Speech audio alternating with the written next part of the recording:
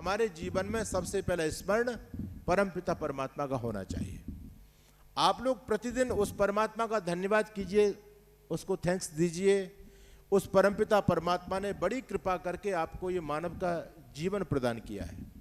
इस धरती पर बहुत सारे योनियों में प्राणी रहते हैं, कुत्ता भी है, गधा भी है, सांप भी है, बिच्छू भी है, बिल्ली भी है, कितने सारे योनियों में जीवात्मा भटक रहा है। और हम लोग मनुष्य हैं और वो लोग पशु पक्षी हैं, तो बोलो परमात्मा की कृपा है या नहीं? ईश्वर ने हमको ये कितना सुंदर मनुष्य का शरीर दिया है, तो इस मनुष्य शरीर को प्राप्त करने के बाद हमको भगवान की भक्ति जरूर करनी चाहिए।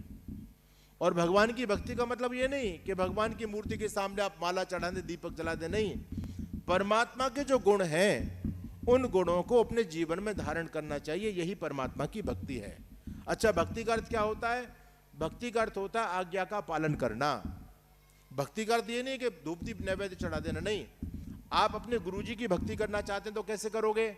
माला पहना करके या उनकी आज्ञा का पालन करके करोगे? अरे बोलो, बात समझ में आ रही नहीं आ रही आपके?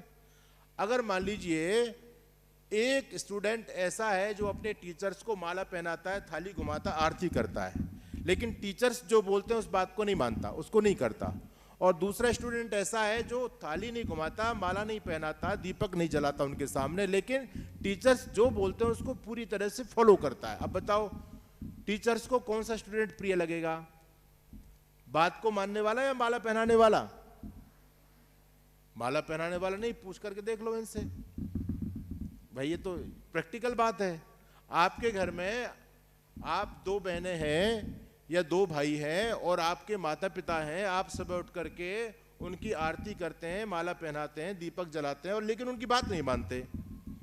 और एक आपका भाई ऐसा है कि जो पिताजी माताजी जो कहते हैं उनकी बात को पूरी तरह से मानता है, वो चाहे माला नहीं पहना रहा है। तो माता पिता को प्रिय कौन होगा? जो उनकी बात को मानता है, जो उनके अनुसार चलता है। यही भक्ति है। परमात्मा की भक्ति क्या है? परमात्मा की बात को मानना।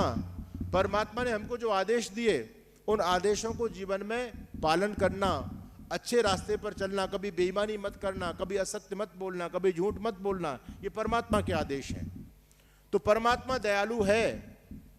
परमात्मा ने कितनी बड़ी दया की। अच्छा बोलो, हम लोग श्वास ले रहे नहीं ले रहे? ऑक्सीजन ले रहे हैं ना। अगर व्यक्ति जब बीमार हो जाए, तो आपने कोरोना काल को देखा, जब ऑक्सीजन की किल्लत पड़ गई पूरी दुनिया में, तो उस समय बच्चों आपको यह पता होना चाहिए, जब ऑक्सीजन की कमी पड़ गई तो एक एक सिलेंडर कई 30-30 हजार में मिला लोगों को। यानी श्वासें भी मोल बिकने लगी उस समय। और वो एक सिलेंडर 24 घंटे चलता था, बस 24 घंटे के लिए श्वास की कीमत 30,000 रुपए। लेकिन आपको कभी सिलेंडर नहीं लगाना पड़ा, आप प्रतिदिन श्वास ले रहे हैं। उस परमपिता परमात्मा ने कितनी दया हमारे ऊपर की है। अब जब रात को अंधेरा हो जाता है तो आपको ट्यूबलाइट जलानी पड़ती है, मरकरी जलानी पड़ती है, प्रकाश की व्यवस्था करनी पड़ती है, तो आपको बिजली का बिल देना पड़ता है। लेकिन अब देखो कितना तेज प्रकाश है, आपको जो अब रोशनी मिल रही है, क्या आप इसका बिल अदा करते हो? नहीं, ये परमात्मा की देन है। तो परमपिता परमात्मा बड़ा कृपालु है, उसने हमको सब कुछ दिया है, फल फूल औषधि वनस्पति सब कुछ परमात्मा ने हमारे कल्याण के लिए इस धरती पर पैदा किए हैं।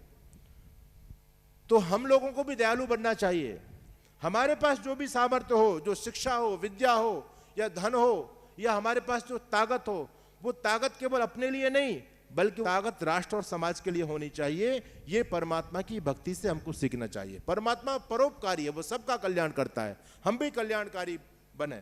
परमात्मा दयालु है, हम भी दयालु बने। परमात्मा के अंदर कोई दोष नहीं है, वो निर्दोष है। हम भी अपने जीवन में निर्दोष बने, काम क्रोध लोभ मोह इनका त्याग करके हम एक श्रेष्ठ नागरिक बने देश के लिए। ये परमात्मा की भक्ति है। और बच्चों सुबह उठ करके कम से कम 21 बार तो आप लोगों को गायत्री मंत्र बोलना ही चाहिए।